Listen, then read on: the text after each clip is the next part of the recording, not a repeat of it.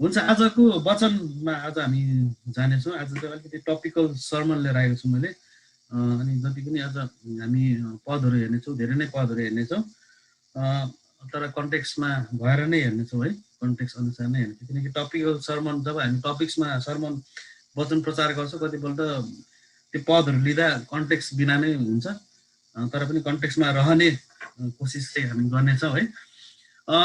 म तपाईँलाई एउटा प्रश्न गर्न चाहन्छु। लास्ट विकको वचन चाहिँ कसलाई याद छ? हामीले इम्पोर्टेन्ट एउटा हामीले सुनेका थियौँ, त्यो के होला? सायद हामी विश्वासीहरूमा हामीले गर्नुपर्ने 3वटा कुराहरू थियो नि, हामी के होला त्यो? सायद तपाईँलाई याद छ? कसलाई याद छ?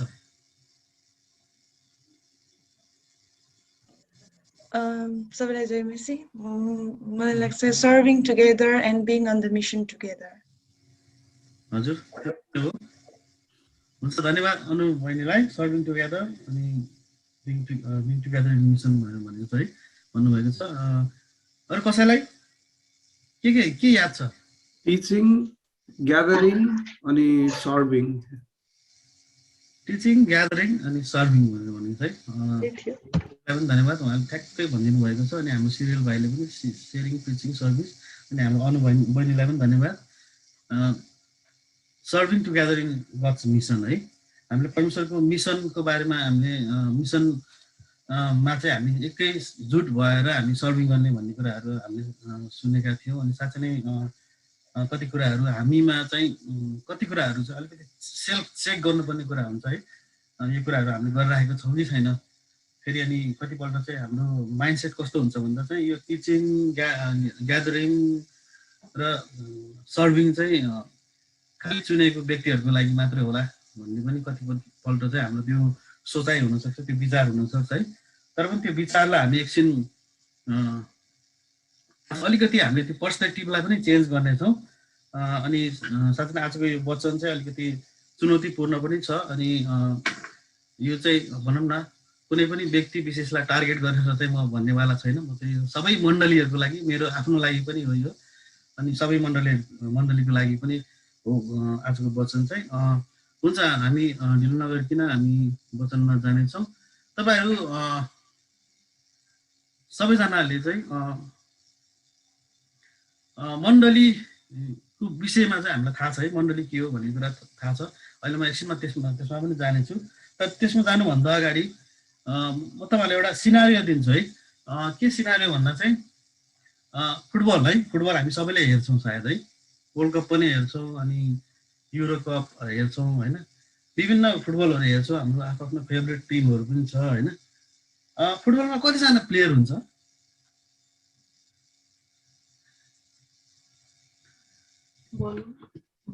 एघार जना एउटा टिममा 11 जना प्लेयर हुन्छ है। फुटबल सुरु भयो अरे है, 11 जना प्लेयर जानुपर्ने गएर। तर के भयो भन्दा चाहिँ 6 जना चाहिँ होइन, हामी 6 जना खेल्दैनौँ, बेन्चमै बस्छौँ, 5 जना खेल्नुहोस् भन्यो भने के हुन्छ होला? सायद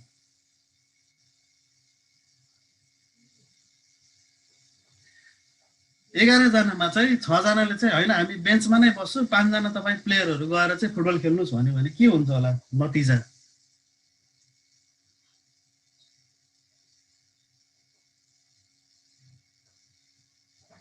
यो प्रश्न तपाईँहरूलाई है, मलाई त थाहा छ यसको उत्तर। 6 जना खेलाडी चाहिँ बेन्चमा बस्छु, हामी चाहिँ ग्राउन्डमा जाँदैनौँ, तर 5 जना मात्रै जाऊ भनेर कोचले भन्यो भने चाहिँ त्यो गेम कस्तो हुन्छ होला? खेल्नै पाउँदैन होला, डिस्क्वालिफाइड हुन्छ होइन, डिजास्टर हुन्छ, हार्छ भनौँ न। 5 जनालाई 11 जनाले त त्यहाँ त धोबिहाल्ने भयो नि त होइन हो होइन। जुन उद्देश्य, फुटबलको उद्देश्य नै पुरा हुँदैन है। आज हामी चाहिँ त्यस्तै खालको उद्देश्यलाई हेर्नेछौँ। आज मण्डली फुटबलको उद्देश्यलाई हेर्नेछौँ होइन है। हामी त्यो पछि सङ्गति भएपछि हेरौँला है फुटबल चाहिँ। अहिले चाहिँ हामी परमेश्वरको राज्यमा चाहिँ हामी दर्शक हौँ कि सहभागी हौँ भन्ने विषयमा हेर्नेछौँ है। आज हामी फुटबल गेम हेर्छौँ, बास्केटबल हेर्छौँ, त्यहाँ चाहिँ प्लेयर पनि हुन्छ, सहभागी दर्शक पनि हुन्छ है।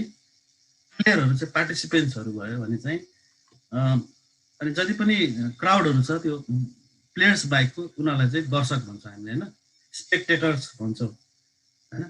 अनि परमेश्वरको राज्यमा चाहिँ हामी दर्शक हौँ कि सहभागी हौँ होइन, are we spectator or participants in God's kingdom भनेको चाहिँ कि हामी परमेश्वरको राज्यमा है मण्डलीमा चाहिँ दर्शक मात्र भएका छौँ कि, अथवा अर्को शब्दमा भन्नुपर्दा हामी मण्डलीमा के भइरहेको छ भनेर हेर्ने मात्र गर्छौँ कि कुरा मात्र गर्छौँ कि हामी सहभागी पनि हुन्छौँ त है। आजको यो अलिकति प्रश्नलाई तपाईँहरूले यो प्रश्नलाई हामी बिस्तारै हामी हेर्दै जानेछौँ। आजको मेन भनौँ न यसलाई थेसिस स्टेटमेन्ट भन्छौँ कि यसलाई प्रश्न भन्छौँ कि हामी परमेश्वरको राज्यमा अथवा परमेश्वरको मण्डलीमा चाहिँ दर्शक मात्रै भएका छौँ कि, अर्को शब्दमा भन्नुपर्दा हामी मण्डलीमा के भइरहेको छ भनेर हेर्ने मात्र गर्छौँ कि कुरा मात्र गर्छौँ कि हामी सहभागी पनि हुन्छौँ त होइन।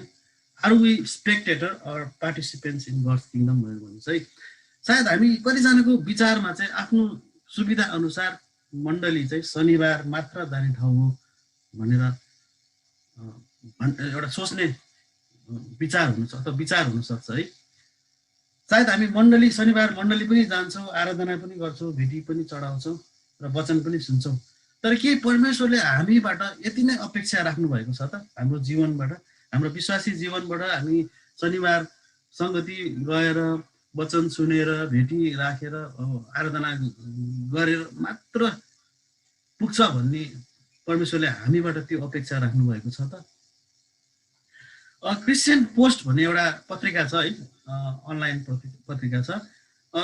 त्यो पोस्टको अनुसन्धान अनुसार चाहिँ धेरै जस्तो मण्डलीहरूमा चाहिँ चाहे ठुलो होस्, चाहे मेगा चर्च होस्, चाहे सानो चर्च होस्, चाहे अफ्रिकन जाने चर्च होस्, चाहे अमेरिकन जाने चर्च होस्, चाहे नेपाली जाने चर्च होस्,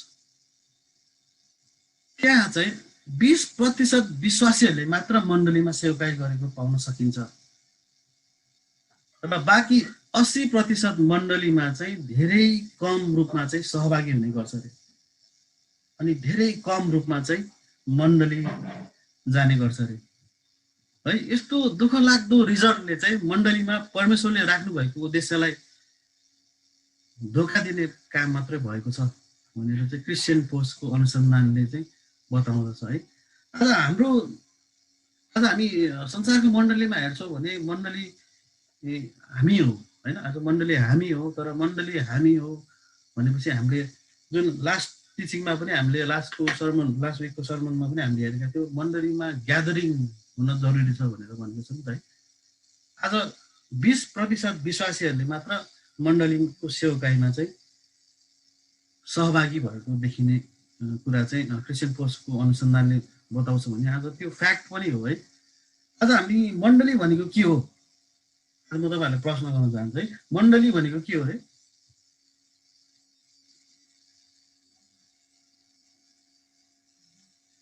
आज मण्डली भनेको के हो? एउटा डेफिनेसन म तपाईँहरूलाई सोध्न चाहन्छु, मण्डली भनेको के हो त? कसैले भनिदिन सक्नुहुन्छ है?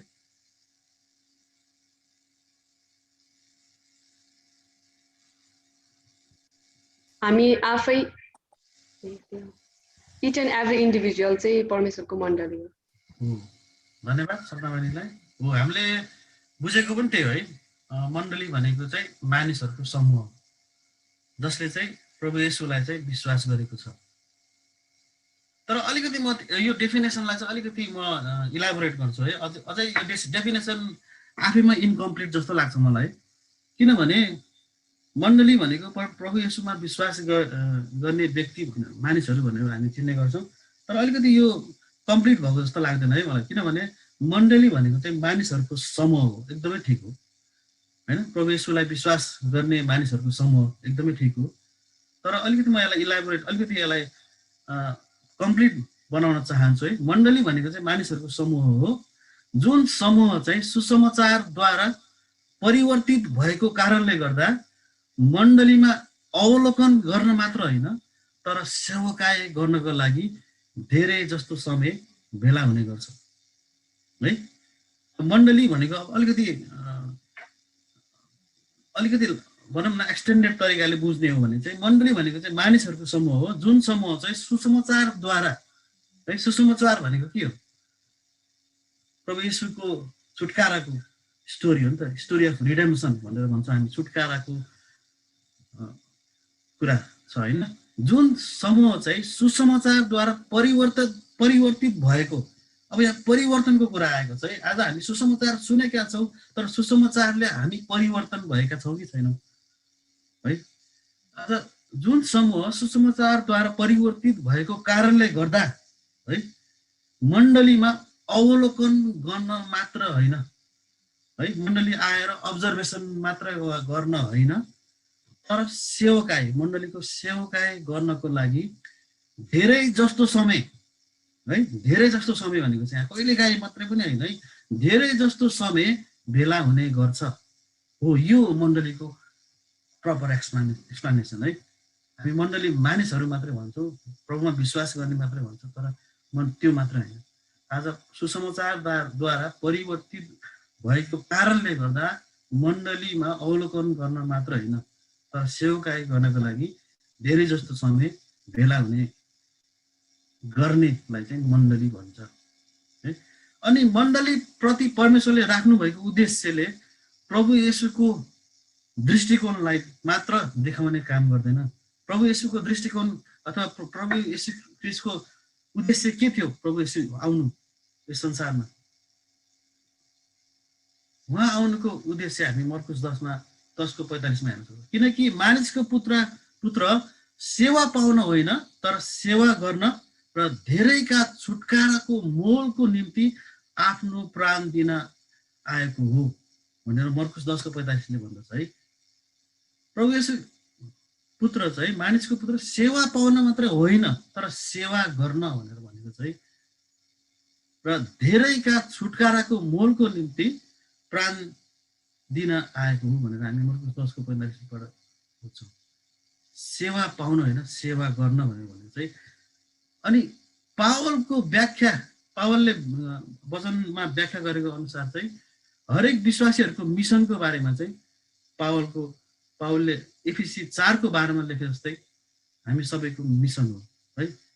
एफिसी 4 बारेमा यसरी लेखेको छ कि ख्रीष्टको शरीरको निर्माण होस् र सेवाको काम गर्न सन्तहरू सुसज्जित होउन् भनेर भनेको चाहिँ अन्तिम हामी 12 तल हेऱ्यो भने कि ख्रीष्टको शरीर निर्माण होस् र सेवाको काम गर्न सन्तहरू भनेको चाहिँ यहाँ सन्त मात्रै भनेको छैन, यहाँ प्लुरल लगाएको छ। सन्तहरू चाहिँ सुसज्जित होउन्। आज सन्तहरू को हुन्? आज सन्तहरू को हो त? आज हामी हौ सन्तहरू।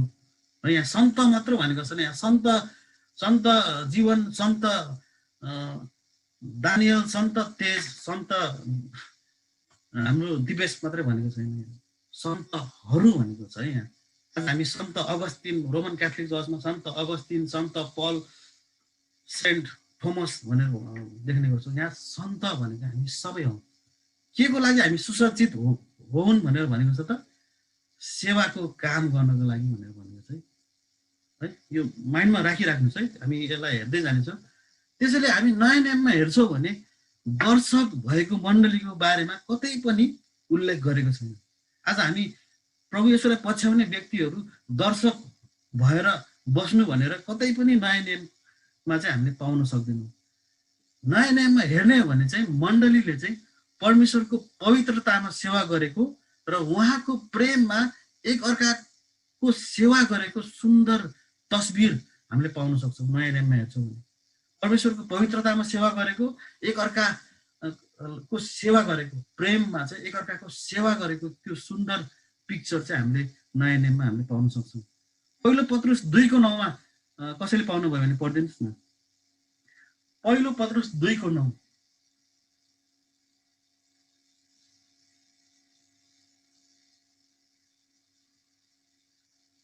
र एकजनाले गलाती 5:13 पनि पल्टाइराख्नुहोस् अनि तपाईँले पाउनु भयो। पत्रुस 2:9 तर तिमीहरू त चुनिएका वंश, राजकीय पूजाहारी, गिरी, पवित्र जाति, परमेश्वरका निजी प्रजा हौ, उहाँले तिमीहरूलाई अन्धकारदेखि उहाँका उदेकको ज्योतिमा ल्याउनु भयो ताकि तिमीहरू उहाँका आश्चर्यपूर्ण कार्यहरूको घोषणा गर्न सक।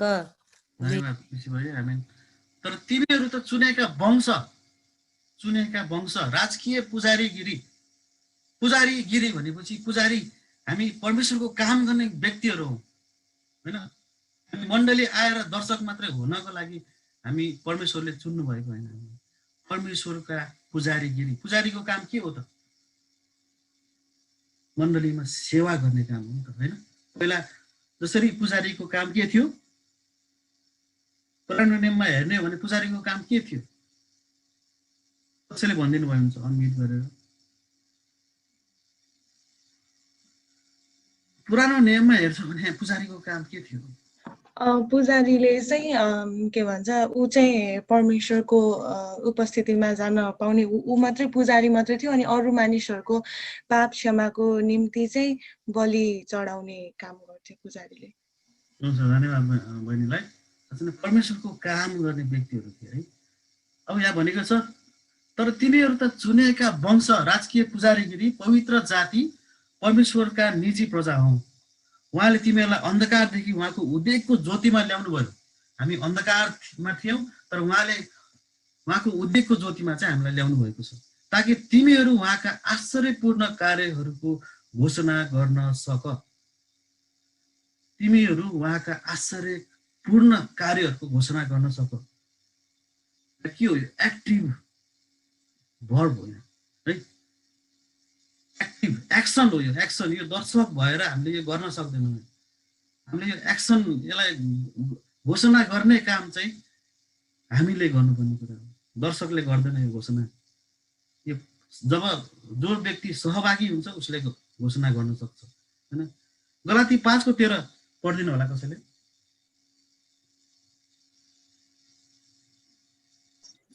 भाइ हो तिमीहरू त स्वतन्त्रताको निम्ति बोलाइएका हौ।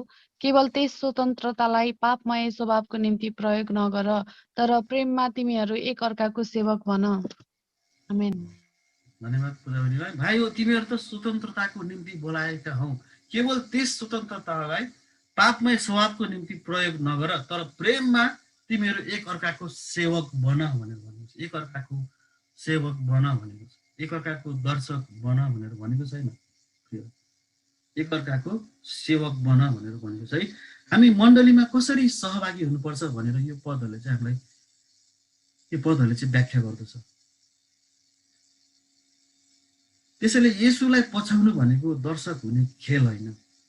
हामी खेलहरूमा देख्छौँ हामी दर्शक र सहभागी छ होइन हुन्छ। तर येशूलाई पछ्याउनु भनेको दर्शक हुने खेल होइन। प्रभु येशूले हामी सबै उहाँको सेवकाईमा सहभागी भएको चाहनुहुन्छ होइन। प्रभु येशूले चाहिँ हामी सबै उहाँको सेवकाईमा सहभागी भएको चाहनुहुन्छ।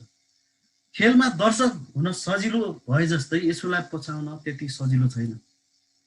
यसको लागि हामीले उहाँले हाम्रो निम्ति राख्नु भएको सेवकाईमा चाहिँ हामी सहभागी हुनुपर्छ होइन। प्र्याक्टिकल्ली मण्डली जाने विश्वासीले सबैभन्दा खराब काम गर्न सक्ने भनेको काम गर्ने नभएर सुन्ने मात्र व्यक्ति हुनु हो होइन। मण्डली जाने विश्वासीले सबैभन्दा खराब काम गर्न सक्ने भनेको काम गर्ने नभएर सुन्ने मात्र व्यक्ति हुनु हो है। कसैले याकुब 1:22-25 पढिदिनु होला।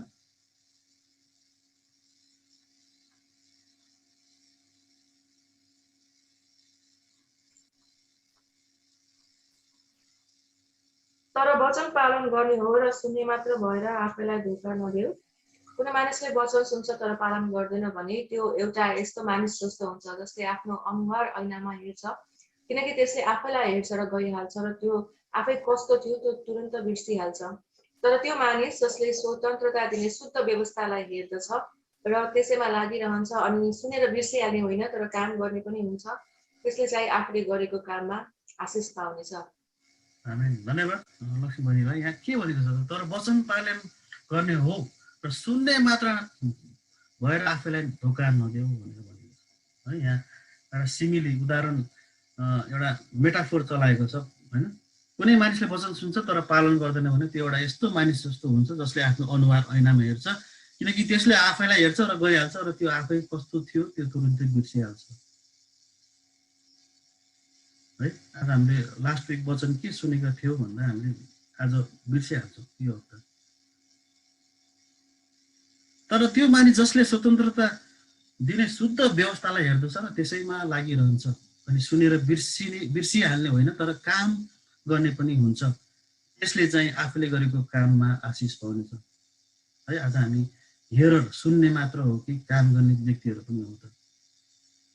आज याकुब 1:22 र 25ले प्रश्न भनेको छ कि जसले काम गर्छ त्यसले आफूले गरेको कामको आशिष पाउनेछ भनेर भनेको छ। आज दर्शक मात्र भएर बस्ने विश्वासीहरूको परमेश्वरको वचन पालन नगर्ने व्यक्तिको जीवनमा चाहिँ ठुलो विनाश आउँछ भनेर प्रभु येशू स्वयंले व्यक्त गर्नुभएको छ है। हामी मत्ती 6:26-27 हेर्न सक्छौँ। जसले मेरा यी वचन सुनेर पनि पालन गर्दैन त्यसको तुलना एउटा मूर्ख मानिससँग गरिन्छ जसले आफ्नो घर बालुवामाथि बनायो, पानी पर्यो र बाढी आयो अनि हुरी चल्यो र त्यस घरमाथि बजारियो र त्यो घर ढल्यो अनि त्यसको ठुलो विनाश भयो। आज हामी परमेश्वरको वचन पालन गर्ने व्यक्ति भएका छौँ कि परमेश्वरको वचन सुनेर बिर्सने व्यक्ति भएका छौँ? आज हामी आफ्नो मुहार ऐनामा हेरेर तुरुन्तै हामीले आफू कस्तो छ भनेर बिर्सिरहेका छौँ कि छैन है। सहभागिता जनाउनु भनेको कुनै नयाँ विचार होइन। आज पार्टिसिपेन्ट हुनु भनेको कुनै नयाँ आइडिया होइन र वास्तवमा चाहिँ हामीमा भएको सबैभन्दा ठुलो खुबी नै सहभागी हुनु हो। आज हामी सहभागी हुन सबैलाई मनपर्छ है। हामीलाई फुटबल गेममा गएर फुटबल हेर्न एकदमै मनपर्छ, सहभागी हुन एकदमै मनपर्छ हामीलाई होइन। आज रियालिटी सोले किन आजको समयमा यति सफलता पाएको छ त? आज रियालिटी सो होइन, अब आज भोइस अफ नेपाल यिनीहरू के हेनतेन भन्नेहरूले किन सफलता पाएको छ भन्दा चाहिँ किनकि यस्तो सोहरूले चाहिँ मानिसहरूलाई सहभागी हुने मौका दिन्छ होइन, आफ्नो एउटा प्लेटफर्म दिइरहेको हुन्छ। त्यस्तै सोसल मिडियाले पनि हामीमा चाहिँ एक अर्काको जीवनमा चाहिँ सहभागी हुनको लागि चाहिँ एउटा प्लेटफर्म बनाइदिएको छ। त्यही कारणले गर्दा चाहिँ आज चाहिँ हामी सहभागी हुने जेनेरेसनमा पर्छौँ। तर मण्डलीको जीवनमा भने आरामसाथ कुर्सीमा बसेर केही व्यक्तिहरूले स्टेजमा सेवकाई गरेको मात्र हेर्ने मात्र होइन है।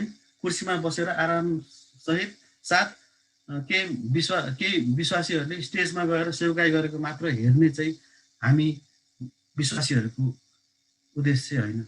मण्डलीको जीवन भनेको पूर्ण रूपमा सहभागी भएर सेवकाईमा संलग्न हुनु हो है। हाम्रो मण्डलीको जीवन भनेको चाहिँ पूर्ण रूपमा सहभागी भएर चाहिँ सेवकाईमा चाहिँ इन्भल्भ हुनु हो। एफिसी 4:11-12 कसैले पढिदिनु होला?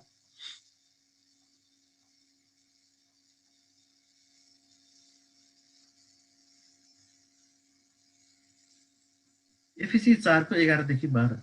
अनि उहाँका वरदानहरू चाहिँ यिनै थिए कि कोही प्रेरितहरू, कोही अगमवक्ताहरू, कोही प्रचारकहरू, कोही मण्डलीका पास्टरहरू र कोही शिक्षकहरू बनुन् कि ख्रिस्टको शरीर निर्माण होस् र सेवाको काम गर्न सन्तहरू सुसज्जित हुन्। आमेन। हामी सबैलाई परमेश्वरले वरदान दिनुभएको छ है। यदि परमेश्वरले दिनुभएको वरदान अनुसार हामी मण्डलीको सेवकाईमा चाहिँ सहभागी भएका छैनौँ भने हामीले गरेको सेवकाईले यीशु ख्रिस्टको शरीरलाई चाहिँ सेवा पुर्याएको बुझिन्न है। हामीले यदि उहाँको वरदान अनुसार हामीलाई दिएको वरदान अनुसारले हामीले मण्डलीमा सेवकाई पुर्याइरहेको छैनौँ भने अथवा हामीले मण्डलीमा सहभागी जनाएका छैनौँ भने चाहिँ त्यसले चाहिँ ख्रिस्टको शरीरलाई सेवा पुर्याएको बुझिँदैन, जसको कारणले गर्दा प्रभु येशूको पुरै शरीरमा चाहिँ कष्ट आउँदछ। जब येशूले चेलाहरूलाई बोलाउनु भयो उहाँले चेलाहरूलाई उहाँको पछि लाग्ने आदेश दिनुभयो है। हामीलाई याद छ नि होइन, जब येशूले चेलाहरूलाई बोलाउनु भयो उहाँले चाहिँ चेलाहरूलाई चाहिँ उहाँको पछि लाग्नको लागि चाहिँ आदेश दिनुभयो। उनीहरू घरमै पनि बस्न सक्थे नि त होइन, उनीहरू माछा मारेर पनि बस्न सक्थे, तर येशूले चाहिँ चेलाहरूलाई चाहिँ उहाँको पछि लाग्न आदेश दिए किनभने उनीहरू चाहिँ घरमा बसेर र उहाँको वचन सुनेर मात्र येशूको सेवकाईमा चाहिँ सहभागी हुन सक्दैन थिए। त्यसैले येशूले चाहिँ मेरो पछि लाग्ने आदेश उहाँले चाहिँ चेलाहरूलाई दिनुभयो। हो यस्तै धारणा यस्तो विचार चाहिँ हामीमा पनि लागू हुनुपर्दछ। प्रभु येशूको सुसमाचारलाई चाहिँ हामीले चाहिँ प्यासिभली लिने कुरा होइन, प्यासिभली यसलाई निष्क्रिय रूपमा लिने कुरा होइन, तर प्रभु येशूको सुसमाचारले चाहिँ सहभागिताको माग गर्दछ। हामी विश्वासी भएको हुनाले प्रभु येशूको सन्देशलाई चाहिँ संसारमा पुर्याउनु चाहिँ हामी सबैको बोलावट हो। तर समस्या यहाँ के छ भने प्रभु येशूले गर्नुभएको आज्ञा अनुसार काम गर्नुभन्दा चाहिँ हामी संसारले सोच्ने तरिकामा चाहिँ हामी ढल्किरहेका हुन्छौँ। शनिबार मात्र गरिने कुरामा चाहिँ सेवकाई कहिले पनि सीमित हुँदैन। कि आज हामी शनिबारे विश्वासी मात्र भएका छौँ त, अथवा त्यसमा मात्रै सीमित भएका छौँ त? आज मण्डलीको कल्चर, सेवकाईको कल्चर चाहिँ 7 दिन हुनुपर्छ हैन। आज हामी मन्डे पनि क्रिस्चियन हुनुपर्छ, ट्युजडे पनि क्रिस्चियन हुनुपर्छ, वेडनेसडे पनि क्रिस्चियन हुन्छ, फ्राइडेसम्म क्रिस्चियन हुनुपर्छ, शनिबार पनि क्रिस्चियन, एभ्री डे हामी 7 दिन चाहिँ हामी विश्वासी हुनुपर्छ है। हामी शनिबार मात्र आएर आराधना मात्रै गरेर हामी कहिले पनि पवित्र, कहिले पनि विश्वासी हुँदैन। हामी 7 दिन चाहिँ हामी मण्डली हुनुपर्छ। र सेवकाईको जिम्मेवारी चाहिँ अगुवाहरूको मात्र नभएर चाहिँ हामी सबैको जिम्मेवारी हो है। हामी कतिपल्ट सोध्छौँ हामी सेवकाईको जिम्मेवारी चाहिँ अगुवाहरूलाई मात्र दिएको छ भनेर हामी ढुक्क भएर बस्छौँ, तर सेवकाईको जिम्मेवारी हामी सबैको हो। मत्ती 9:35 देखि 38 हामी कसैले पाउनु भयो भने पढ्दैन होला।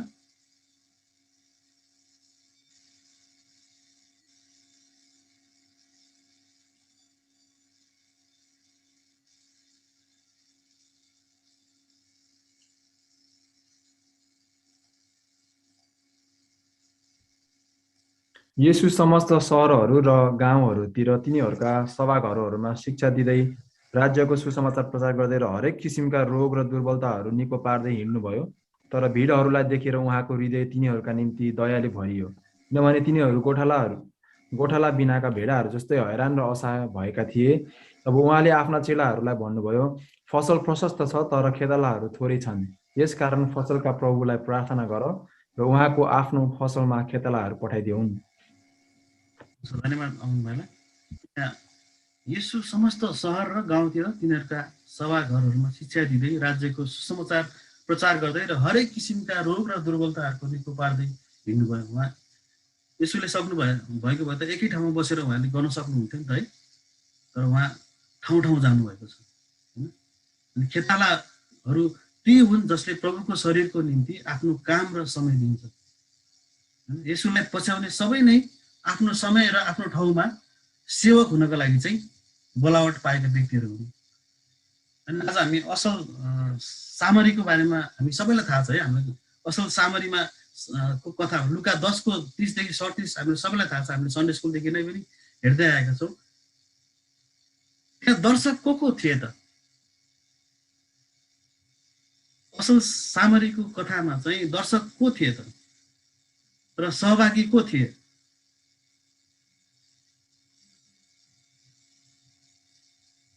यो तपाईहरुलाई प्रश्न है। असल सामरीको बारेमा चाहिँ दर्शक को थिए र सहभागी को थिए?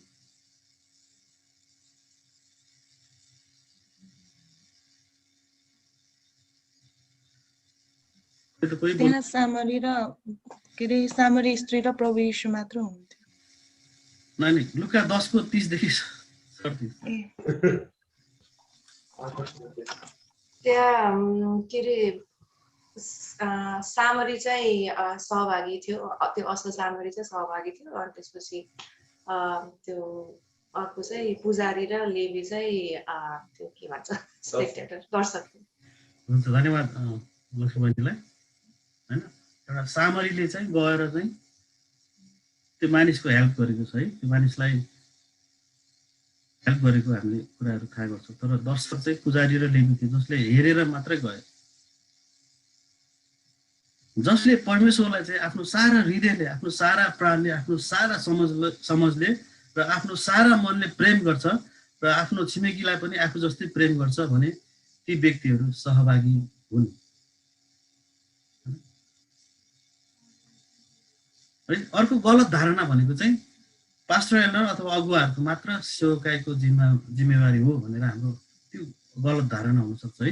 पास्टरले मात्र, एल्डरले मात्र, डिकनले मात्र मण्डलीको सेवकाईमा चाहिँ सहभागी हुनुपर्छ भन्ने चाहिँ प्रायःको हाम्रो माइन्डसेट हुनसक्छ है। जुन मण्डलीमा अगुवाहरू र स्टाफहरूले मात्र सेवकाईको सबै जिम्मेवारी पुरा गरेको हुन्छ र अरू विश्वासीहरू चाहिँ दर्शक मात्र भएर आनन्दको अनुभव गर्छ भने त्यस मण्डलीमा चाहिँ गम्भीर समस्या भएको बुझिन्छ है। जुन मण्डलीमा चाहिँ पास्टर एल्डर अनि अरू स्टाफहरूले मात्रै सेवकाई गरेको देख्छ र अरू विश्वासीहरू चाहिँ दर्शक मात्र भएर बसेको आनन्दले अनुभव गर्छ भने चाहिँ त्यो मण्डलीमा चाहिँ केही न केही समस्या भएको बुझिन्छ है। मण्डलीमा चाहिँ हरेक अगुवाको आफ्नो जिम्मेवारी हुन्छ, तर हरेक विश्वासीहरूलाई परमेश्वरले कुनै न कुनै वरदान दिएर चाहिँ मण्डलीको सेवकाईको लागि र मण्डलीलाई चाहिँ निर्माण गर्नको लागि चाहिँ बोलावट दिनुभएको छ। हामी रोमी 12 को 6 देखि 8 मा हामी हेर्न सक्छौँ। कसैले पढिदिनु होला रोमी 12 को 6 देखि 8 मा।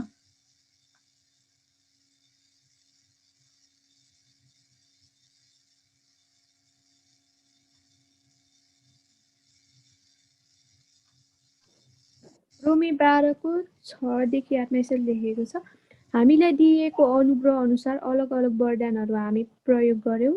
अगमबारीको हो भने विश्वासको परिमाण अनुसार, सेवाको हो भने सेवाको काममा, शिक्षा दिनेले शिक्षा दिने काममा, अति दिनेले अति दिने काममा, दान दिनेले उदार चित्तले शासन गर्नेले दक्तचित्त साथ, कृपाको काम गर्नेले खुसी साथ। धन्यवाद बहिनीलाई। हरेक विश्वासीको चाहिँ आफ्नो रोल छ मण्डलीप्रति र सबैले चाहिँ शरीरको जीवनको लागि है, शरीरको जीवनको लागि भनेको मण्डलीलाई जीवित बनाउनको लागि चाहिँ केही न केही महत्त्वपूर्ण चाहिँ योगदान दिनुपर्छ। र यदि शरीरको एउटा सदस्यले कष्ट भोग्छ भने शरीरको सबै सदस्यले पनि कष्ट भोग्दछ। पहिलो कोरिन्थी 12 को 26 मा यसरी लेखेको छ, यदि एउटा अङ्गलाई कष्ट भयो भने सबै अङ्गहरूले सँगै कष्ट भोग्छन्, अथवा एउटा अङ्गको आदर भयो भने सबै अङ्गले सँगै आनन्द मनाउँछन्। यदि मण्डलीमा थोरै मात्रामा काम गर्ने सदस्यहरू छ भने शरीरका काम गर्ने केही सदस्यहरू चाहिँ तनावग्रस्त हुन्छ, बनावट हुन्छ, फलस्वरूप मण्डलीको चाहिँ इफेक्टिभनेसमा चाहिँ ठुलो असर पर्छ। यदि मण्डलीमा चाहिँ थोरै मात्रा सदस्यहरू सहभागी भयो भने चाहिँ के हुन्छ, त्यो थोरै मात्रा सदस्यमा चाहिँ के आउँछ, तनावग्रस्त कुराहरू आउँछ, बनावटको कुराहरू आउँछ, अनि फलस्वरूप चाहिँ मण्डलीको इफेक्टिभनेसमा चाहिँ ठुलो असर पर्छ। त्यसैले चाहिँ त्यो नहुनको लागि चाहिँ हामी सबैजना मण्डलीको सेवकाईमा चाहिँ सहभागी हुनुपर्छ हैन। हामी खुट्टाको बुढी औँलालाई हेर्छौँ, त्यसको केही काम छैन जस्तो लाग्छ है, तर खुट्टामा भएको त्यो बुढी औँलाको पनि शरीरमा चाहिँ ठुलो भूमिका छ।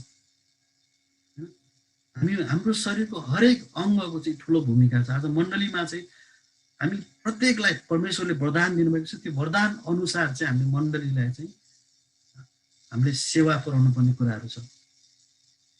अनि वचनमा हामीले हेर्न सक्छौँ कतै पनि विश्वासीहरूलाई चाहिँ आफू दर्शक भएर जिउनु भनेर कतै पनि लेखेको छैन। आज हामी सबैजना सहभागी हुन जरुरी छ। आज हामी सबैजना पार्टिसिपेन्ट्स हुन जरुरी छ। हामी डिक्सनरीमा हेर्छौँ भने क्रिस्चियन भन्ने शब्दलाई कसरी डिफाइन गरेको छ भन्दा चाहिँ येशूमा विश्वास राख्ने, येशूको उदाहरण र शिक्षालाई पछ्याउने व्यक्ति भनेर डिफाइन गरेको छ। तर यसलाई साधारण भाषामा हेर्ने हो भने चाहिँ हामी विश्वासीहरू येशू जस्तै हुनुपर्छ भन्ने कुरालाई हामीले बुझ्न सक्छौँ। येशू जस्तै हुनु भनेको के हो त? येशूको चेलाहरू, प्रेरितहरू र पहिलो शताब्दीको विश्वासीहरू कस्ता थिए त? के उनीहरू दर्शक थिए कि सहभागी थिए? अनि उनीहरू दर्शक मात्रै भएको भए आज प्रभु येशूको राज्य, प्रभु येशूको जुन मण्डली चाहिँ आज यसरी बढ्ने थिएन। आज तपाईँ र मैले चाहिँ प्रभुको बारेमा सुन्न पाउने थिएन होला सायद, उनीहरू दर्शक भएका भए। पहिलो कोरिन्थी 4 को 9 मा चाहिँ यसरी लेखेको छ, पावलले जुलुसको पछिल्लो भागमा रहने मृत्युदण्ड पाएकाहरूलाई जस्तै परमेश्वरले हामी प्रेरितहरूलाई प्रदर्शनमा राख्नु भए जस्तै मलाई लाग्दछ, किनकि संसार, स्वर्गदूत र मानिसहरूका निम्ति हामी तमासा भएका छौँ। पावलले के लेखेको छ भन्दा पहिलो शताब्दीका विश्वासीहरू चाहिँ संसार, स्वर्गदूत र मानिसहरूको निम्ति चाहिँ तमासा भएका थिए, जसको अर्थ हो उनीहरू एक्टिभ थिए, उनीहरू सबैको आँखाको अगाडि थिए, उनीहरू एक्सनमा थिए, तर दर्शक को थिए? अविश्वासीहरू मात्र थिए। उनीहरू निष्क्रिय थिए, इनएक्टिभ थिए। त्यसैले जसले साक्षी र सहभागी हुने इच्छा गर्दछ उसलाई नै परमेश्वरले चलाउनुहुन्छ। हामी पहिलो शताब्दीको मण्डली प्रेरितहरूलाई हेर्छौँ भने उनीहरू साक्षी र सहभागी हुने इच्छा गरेको कारणले उनीहरूलाई परमेश्वरले चलाउनु भएको छ। बाँकी अविश्वासीहरू चाहिँ दर्शक भएका थिए। आज उनीहरू सहभागी भएको कारणले गर्दा आज हामीमा सुसमाचार पुगेको छ। आज हामी नै सहभागी भएनौँ भने हाम्रो पछिल्लोको जेनेरेसनसम्म कसरी सुसमाचार पुग्छ? परमेश्वरले चाहिँ पुरानो नियममा परमेश्वरको ओरिजिनल इन्टेन्ट, परमेश्वरको सुरुको उद्देश्य भनेको सबै मानिसहरू उहाँको राज्यको राजकीय पुजारी हुनु हो होइन। हामी प्रस्थान 19को 5 देखि 6 हेर्छौँ भने मूसालाई परमेश्वरले के भन्न लगाउनु भयो इस्राएलीहरूलाई? अब यदि तिमीहरूले मेरा कुरा साँच्चै नै सुन्यौ र मेरो करार पालन गर्यौ भने समस्त जातिहरू मध्ये तिमीहरू चाहिँ मेरो बहुमूल्य निज धन हुनेछौ। सारा पृथ्वी मेरै भए तापनि तिमीहरू मेरो निम्ति पुजारीहरूको एक राज्य र एक पवित्र जाति हुनेछौ भनेर परमेश्वरले भन्नुभएको छ। आज सबै मानिसहरूले सेवा गर्नुपर्ने, उनीहरू सबै मानिसका पुजारी हुनेछ भनेर परमेश्वरले इजरायलीहरूलाई प्रतिज्ञा गर्नुभएको छ। तर पछि गएर के भयो त? इजरायलीहरूले चाहिँ परमेश्वरको विरोध गरेको कारणले गर्दा चाहिँ लेवीहरू, हारुन र उनका परिवारहरूमा मात्रै पुजारीको काम सीमित राखियो। तर कथा त्यही आएर सिद्धिँदैन, किनभने परमेश्वरको छुटकाराको योजनामा चाहिँ येशू आउनु भएर चाहिँ उहाँको परमेश्वरको छुटकाराको योजना पुरा गर्नुभयो। येशूको जीवन, मृत्यु र पुनरुत्थानको कारणले गर्दा चाहिँ उहाँमा विश्वास गर्ने सबै फेरि परमेश्वरको राज्यको चाहिँ राजकीय पुजारी भएका छन् होइन। पहिलो पत्रुस 2:4 र 5 हेर्छ भने उहाँका जाऊ र जो जीवित पत्थर हुनुहुन्छ, मानिसहरूबाट इन्कार हुनुभयो तर परमेश्वरको दृष्टिमा चाहिँ उहाँ चुनिनु भयो र बहुमूल्य हुनुहुन्छ। तिमीहरू पनि येशू ख्रीष्टद्वारा परमेश्वरको दृष्टिमा ग्रहण योग्य आत्मिक बलिदान चढाउने पवित्र पुजारीगिरीको निम्ति चाहिँ जीवित पत्थरहरू चाहिँ आत्मिक घर बन्दै जाऊ भनेर भनिन्छ। आज हामी प्रभु येशूमा विश्वास गर्नेहरू चाहिँ आज हामी फेरि उहाँको राजकीय पुजारीगिरी भएका छौँ। पहिलो पत्रुस 2:9 हामी पढ्न सक्छौँ, तर तिमीहरू त चुनेका वंश, राजकीय पुजारीगिरी, पवित्र जाति, परमेश्वरका निजी प्रजा हो। उहाँले तिमीहरूलाई अन्धकारदेखि उहाँको उदयको ज्योतिमा ल्याउनु भयो ताकि तिमीहरू उहाँको आश्चर्यपूर्ण कार्यको घोषणा गर्न सक। आज हामी प्रत्येक चाहिँ राजकीय पुजारीगिरी हो। यदि हाम्रो काम परमेश्वरको सेवकाई गर्ने होइन भने चाहिँ कसको काम हो त? अविश्वासीहरूको त पक्कै पनि होइन। त्यसैले पुजारीगिरी कुनै व्यक्ति विशेषमा सीमित नरहेर, जसरी पुरानो नियममा चाहिँ कुनै व्यक्ति विशेष, समूह विशेष सीमित थिए भने पुजारीगिरीको काम, तर आज चाहिँ हामी सबैजना चाहिँ परमेश्वरको राज्यको पुजारीगिरी हो।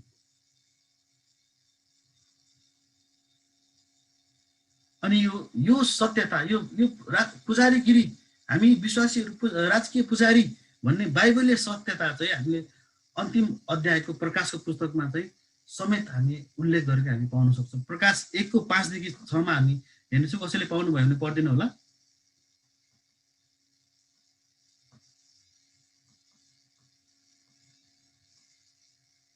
प्रकाश 1:5 देखि 6।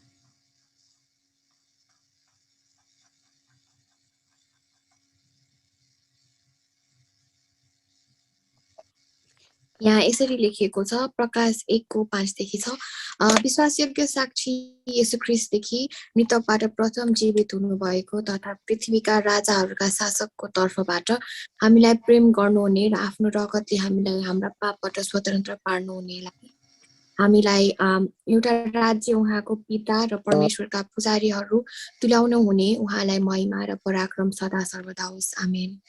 धन्यवाद। म शपथ पढ्नु, हामीलाई एउटा राज्य, उहाँको पिता र परमेश्वरका पुजारीहरू तुल्याउनु हुने उहाँलाई महिमा र पराक्रम सदा सर्वदा होस्। आज हामी परमेश्वरको राज्यको चाहिँ पुजारीहरू हो। पुजारीहरूले काम गर्दछ, उनीहरू दर्शक भएर चाहिँ कहिले पनि बस्न पाउँदैन, किनकि पुरानो नियममा हेर्छौँ भने पुजारीहरूले परमेश्वरको काम गरेको छ मानिसहरूको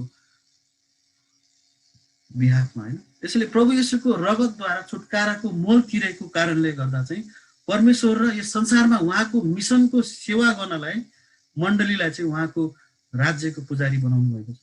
उहाँको मिसन पुरा गर्नको लागि चाहिँ मण्डली हामी सबैलाई चाहिँ उहाँको राज्यको पुजारी बनाउनु भएको छ। त्यसैले विश्वासीहरू चाहिँ दर्शक बन्नको लागि बोलावट भएको होइन। हरेक विश्वासीले चाहिँ उहाँको राज्यको लागि चाहिँ सहभागिता जनाउनै पर्छ। हरेक विश्वासीहरू उहाँको सुसमाचारको सेवकहरू हुनुपर्छ। त्यसैले मण्डली भनेको चाहिँ उहाँको राजकीय पुजारीगिरी हो।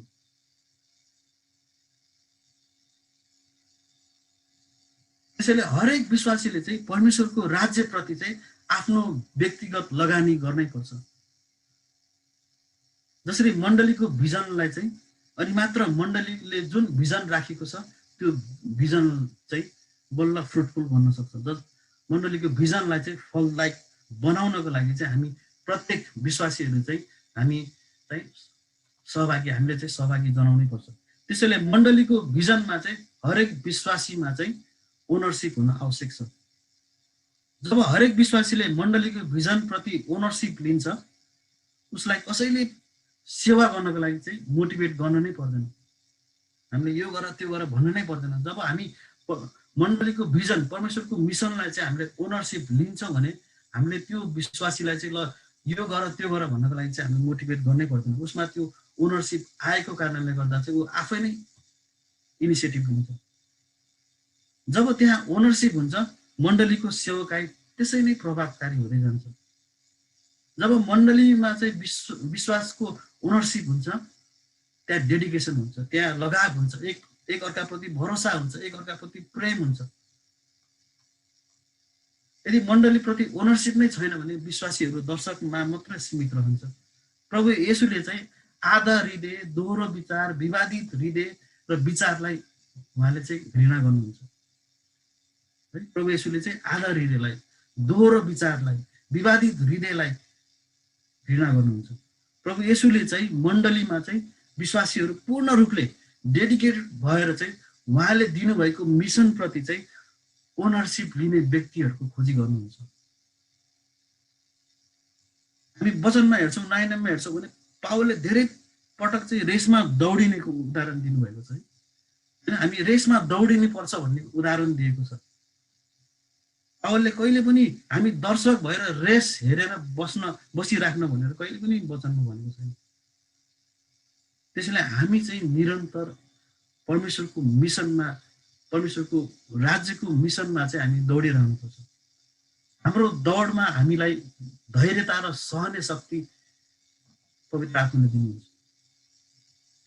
र जब हामी दौडाउँछौँ र अन्तमा चाहिँ परमेश्वरले चाहिँ हाम्रो लागि चाहिँ इनाम राखिदिनु भएको छ भनेर पावलले चाहिँ वचनमा भन्दछ।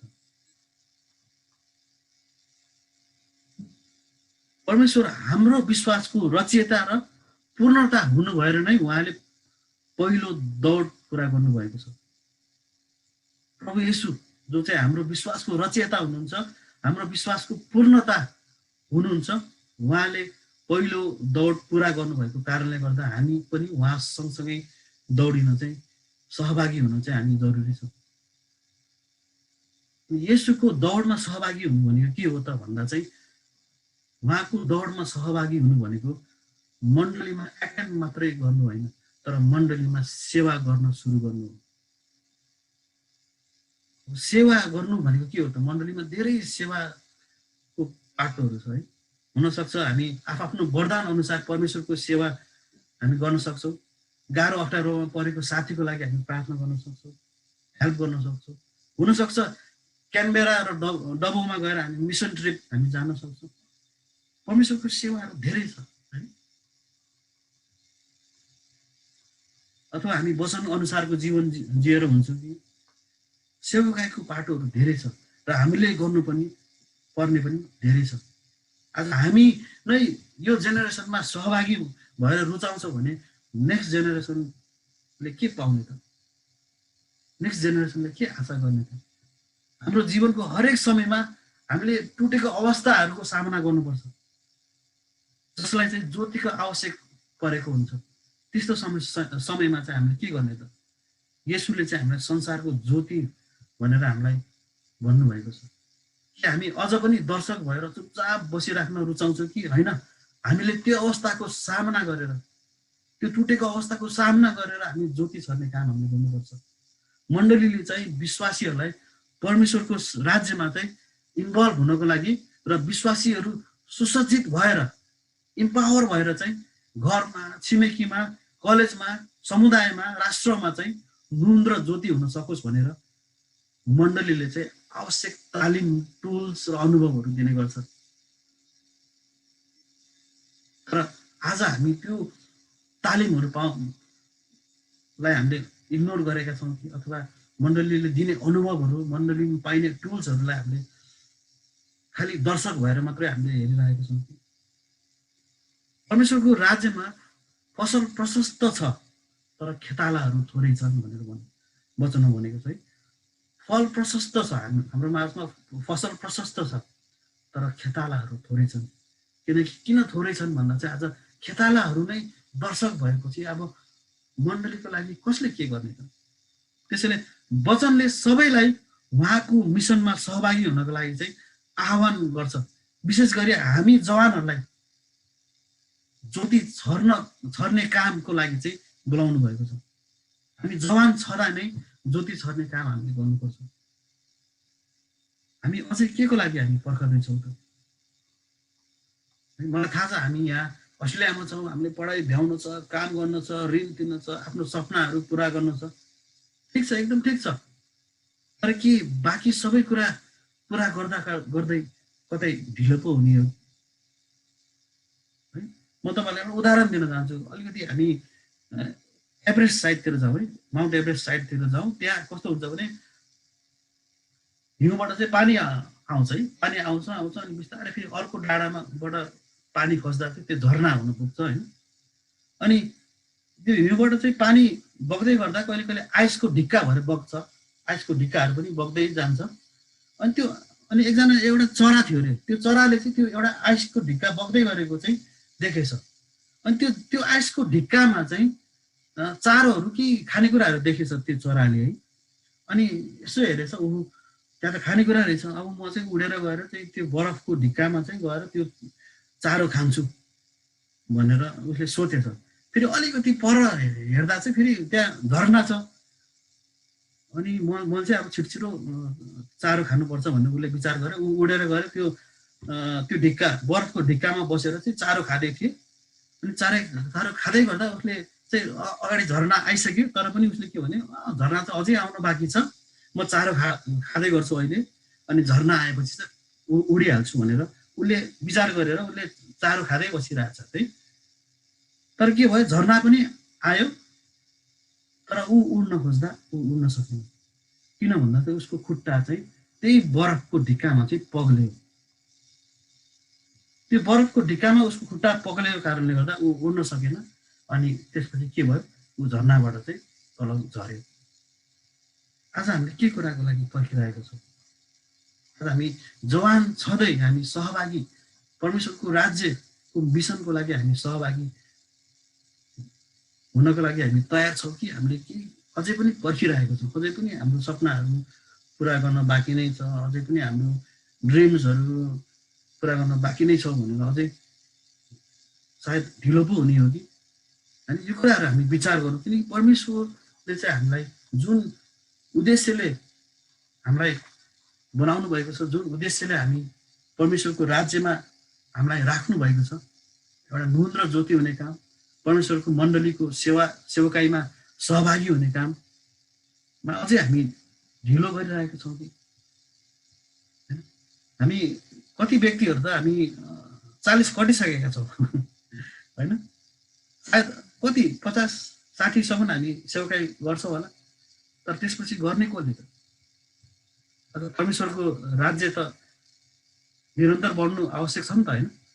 अझ हामी प्रत्येकले चाहिँ यो जिम्मेवारी हामीले वहन गर्छौँ कि मण्डली मेरो पनि हो, मण्डलीमा ओनरसिप मैले पनि लिनुपर्छ, मण्डलीको सेवकाईमा मेरो पनि रेस्पोन्सिबिलिटी छ भन्ने जुन हामीले लिन्छौँ भने परमेश्वरको राज्य अवश्य नै वृद्धि हुँदै जानेछ हैन। आज हामी कति कुराहरू पहिला सकाउँ त्यसपछि सेवकाई गरौँला भन्ने भन्दै कि हामी ढिलो पो हुनसक्छ कि इट्स टु लेट पो हुनसक्छ कि होइन। यो कुराहरूलाई हामी याद गरौँ। आजको यो वचन साँच्चै नै हामी सबैको लागि हो। आज यो संसारमा कति पनि हामी मण्डलीहरू हेर्छौँ भने हामी अस्ट्रेलियन चर्चहरू हेर्छौँ भने आज बुढापाकाहरू मात्रै छन्। आज त्यो बुढापाकाहरूको पनि समय सिद्धेपछि त त्यो मण्डली त सेलमा जान्छ। आज हामी प्रत्येकको जिम्मेवारीलाई आज हामीले हृदयदेखि नै हामीले लिन्छौँ। मण्डलीको भिजनलाई मण्डलीको मिसनलाई हामीले ओनरसिप लिन्छौँ भने चाहिँ आज परमेश्वरले चाहिँ जुन हामीले रेसमा हामी भाग लिन्छौँ भने पनि उहाँले चाहिँ हाम्रो निम्ति चाहिँ इनाम राखिनु भएको छ। त्यसले म आज तपाईँहरूलाई अनि म आफैलाई पनि यो उत्साह दिन चाहन्छु कि साँच्चै नै हामी परमेश्वरको सेवकाईमा हामी सबैजना सहभागी हुनु जरुरी छ। आज केही चुनेका व्यक्तिहरूको लागि मात्र सेवकाई होइन, आज हामी प्रत्येकलाई विशेष गरी हामी जवानको लागि चाहिँ हामी चाहिँ ज्योति छर्ने हामी काम गर्नुपर्दछ। हामी प्रत्येक जवानमा चाहिँ त्यो एउटा जिम्मेवारी हामीले जबसम्म हामीले लिएका हुँदैनौँ तबसम्म हामी एकदमै ढिलो हुन्छौँ। अनि म जवान हुँदा पनि मैले के गर्थेँ भने चाहिँ ओहो पहिला म क्यारियर बनाउँछु भनेर मैले सोच्थेँ, तर बिचमा परमेश्वरले स्ट्राइक गर्नुभयो। अनि होइन यो कुराहरूले त मलाई कहिले पनि आनन्द दिएन भनेर म बिचमा परमेश्वरले मलाई स्ट्राइक गर्नुभयो। अनि म गएँ हो मेरो जस्तो जीवनमा मैले जस्तै फुल टाइम आउनुपर्छ भन्ने मैले भनेको होइन, तर पनि कतिपल्ट चाहिँ हामीले आफ्नो समयमा आफूले भ्याएसम्म, किनकि यहाँ हामी सबै बिजी छौँ, तर परमेश्वरको राज्यमा चाहिँ हामीले एउटा इँटा थप्ने काम गरे भने पनि परमेश्वरले भोलिको दिनमा आज मण्डलीलाई दोस्रो तेस्रो चौथो पाँचौँ जेनेरेसनको लागि पनि अनन्तसम्म पनि परमेश्वरले मण्डलीलाई बचाइराख्नु हुनेछ। हामी सबैजना प्रार्थना गरौँ। हामी परमेश्वरलाई हामी धन्यवाद दियौँ किनकि परमेश्वरले जुन हाम्रो जीवनमा मिसन राखिदिनु भएको छ, परमेश्वरले जुन हामीलाई राजकीय पुजारीगिरी भनेर हामीलाई जुन रेस्पोन्सिबिलिटी राख्नु भएको छ त्यो रेस्पोन्सिबिलिटी हामीले पुरा गर्न सकौँ भनेर हामी प्रार्थना गरौँ। विशेष गरी हामी कति समयमा हामीले धेरै कुराहरू हामीले सल्टाउन बाँकी छ, धेरै कुराहरू हामीले पुरा गर्न बाँकी छ। त्यो बावजुद पनि हामी परमेश्वरमा चाहिँ हामी परमेश्वरको सेवकाईमा हामी सँगसँगै अघि बढ्न सकौँ भनेर चाहिँ हामी परमेश्वरमा हामी प्रार्थना गर्छौँ। आउनुहोस् हामी प्रार्थना गर्नेछौँ। हाजी परमेश्वर पिता, हामी तपाईँ प्रभुलाई धन्यवाद दिँदछौँ। साथै नै हामी प्रत्येक विश्वासीजनहरू, हामी प्रत्येक जवानहरूलाई प्रभु तपाईँ प्रभुले जुन उद्देश्य राख्नुभएको छ, हामी दर्शक नभएर हामी सहभागी तपाईँको राज्यमा हामी सहभागी हुनको लागि जसरी बोलावट तपाईँले दिनुभएको छ, हामी प्रभु हामी आफ्नो व्यस्तताको बावजुद पनि हामी तपाईँलाई हामी समय दिन सकौँ। प्रभु तपाईँको राज्यको निम्ति हामी समय दिन सकौँ। तपाईँका फसल धेरै छन् तर खेतालाहरूको कमी छ प्रभु। साँच्चै नै प्रभु तपाईँ प्रभुले हामी प्रत्येकलाई प्रभु हामीलाई उठाउनुहोस् प्रभु। हामीलाई प्रभु तपाईँको राज्यको लागि हामीलाई तयार गरिदिनुहोस् प्रभु। अनि प्रभु हामीलाई जसरी प्रभु हामीले ज्योति छर्ने काम तपाईँले हामीलाई जुन जिम्मेवारी दिनुभएको छ, आज समाजमा, हाम्रो काममा, हाम्रो कलेजमा आज हामी प्रत्येकलाई हामी ज्योति छर्ने काम गर्न सकौँ। अनि साँच्चै नै मण्डलीमा पनि प्रभु आज हामीले तपाईँको राज्यको लागि एउटा इँटा थप्ने काम भए पनि हामीले गर्न सक्छौँ प्रभु। हामी प्रत्येकलाई इम्पावर गर्नुहोस् प्रभु, हामीलाई इक्विप गर्नुहोस् प्रभु। अझै प्रभु हामीलाई सिकाउनु भएको होस् भन्ने विनती प्रार्थना गर्दछु प्रभु। धन्यवाद दिन्छु यस समयको लागि, येशू प्रभुको नाममा आमेन।